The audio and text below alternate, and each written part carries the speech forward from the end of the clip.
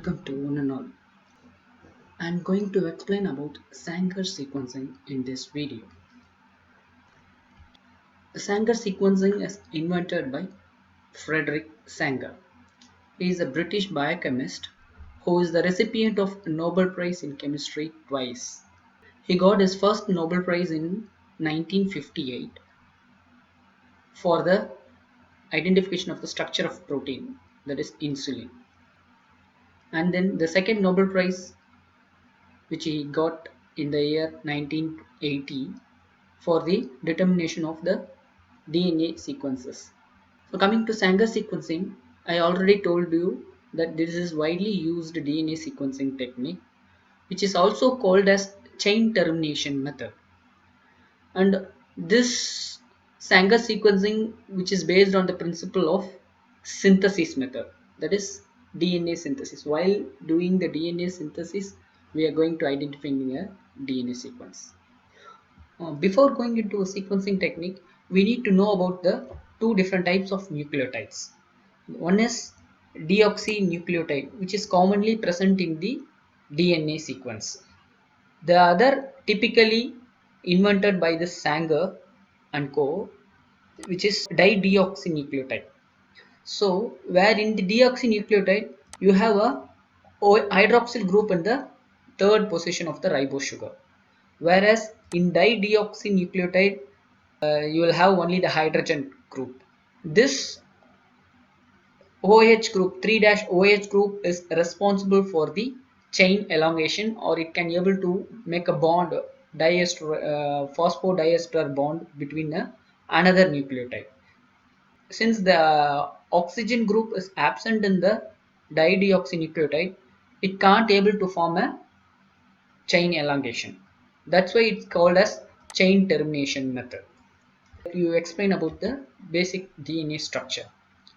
So usually the DNA structure will be termed as 5' to 3', which is this 5' and 3' is meant from the ribose sugar, where you will find a phosphate molecule in the 5' end of the ribose sugar, and at the 3' end of the each ribose sugar you will have a OH group.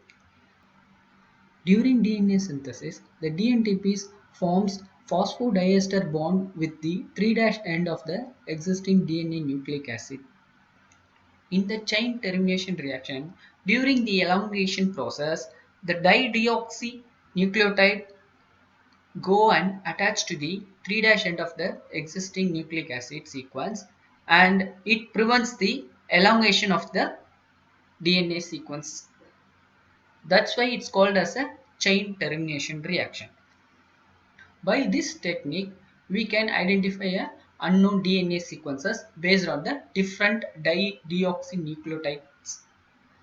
Let's take an example. So this is the unknown sequence to be sequenced, and this is the primer sequence. In case of any unknown genomic or any plasmid DNA sequence to be sequenced, we need to first restrict those sequence with the restriction enzymes and make into a smaller DNA fragments, which then be cloned into a plasmids. Hence, we are taking the plasmid sequence as our primer sequence, which can be amplifying the unknown sequence. So this must be a unknown sequence to be sequenced. So we will see how this sequence will be detecting through Sanger sequencing technique. So before going into the basic principle involved in the Sanger sequencing, we first label the DNA probes or nucleotides into a radioactive material, because the band formed in the agarose gel or polyacrylate gel electrophoresis will be detected by autoradiography through a X-ray film. So for that we need to label the DNA with a radioactive molecule. There are three different ways of labeling the DNA. One is the labeling of primers, thereby we can able to detect the DNA bands in the X-ray film, or labeled DNTBs can be used, or labeled deoxynucleotide can be used. Coming to the procedure, we have to perform a polymerase chain reaction in 4 different tubes. In the 4 tubes, the common components are primers, DNA polymerase, and free DNTPs. Only the difference are dideoxynucleotides. So each tube having a particular type of dideoxynucleotides. For example, in tube 1, it has only dideoxy ATP, whereas in tube 2 it has only dideoxy TTP. Likewise, in 3 and 4, dideoxy GTP and dideoxy CTP correspondingly. And one more thing, the concentration of the dideoxynucleotide will be less than 10 times of the deoxynucleotides. Then only the dideoxynucleotides will be randomly go and bind to the DNA sequence, thereby it's showing the chain termination. So for example, I'm taking a dideoxy CTP tube. So what are the possibilities of the PCR products can be formed in the fourth tube? So for example, since you are using a dideoxy-CTP, so there may be a chances of the chain termination at the first base pair itself, or else there may be a chances of terminating at this stage. So only these two type of products only can be able to form, or the full length product can also be formed, but we need to use a radioactive labeled dideoxynucleotides, so that only the chain terminated DNA fragments alone will be seen in the X-ray film. Thereby we can identify the DNA sequence. So these are the PCR products can be formed from the each reaction.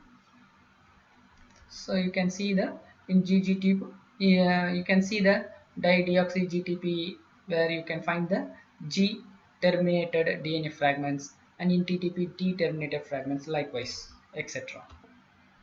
After you ran the individual products from the individual tubes in the agarose gel into a separate lane, the nucleic acid molecule will run from negative to positive, as the DNA molecule have net negative charge.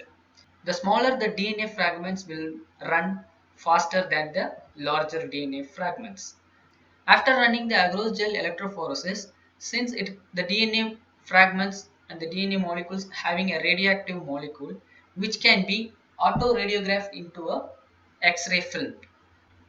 In the X-ray film, we can able to see a dark black bands wherever the DNA fragment is present in the gel. So based on the pattern of the DNA fragments, we can able to find out so what sort of the nucleic acid sequence will be present. The sequence which we are getting from the X-ray film pattern is the complementary of the sequence to be sequenced. Hence, we need to convert it into a complementary sequences so that we can able to get the proper DNA sequence. Since X-ray films detections, autoradiography are all older technique, now this will be advanced into a dye-based detection. Now the dideoxynucleotides will be labeled with different color fluorescent molecules, which can be run in the gel and we can identify through a different colors, or also through a sequencing machine we can see a different color code for the different nucleotides, and we can see it into a chromatogram. This is the basic principle involved in the sequencing machine involving Sanger sequencing principle, where the PCR products will run through the capillary tube which contains the polyacrylamide gel. When it reaches the detector, where you have a laser light which will strike onto the DNA sequence, then it will fluorescence based on the fluorescent molecule, and which will be detected through a fluorescent detector, by which we can identify the particular single nucleotide. Since the separation is based on their size, so the lower molecule will run faster, then each fragment will be detected through a detector, thereby we can identify the sequence.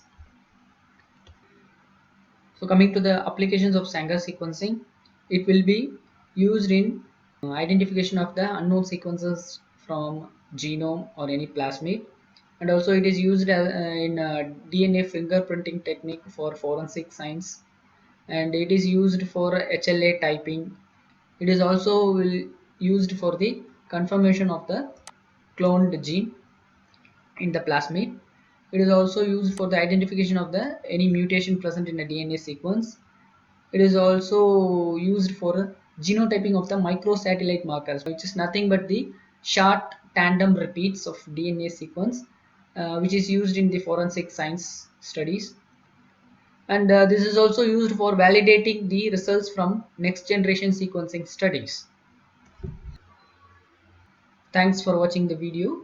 If you like the content, please like the video and subscribe. Thank you.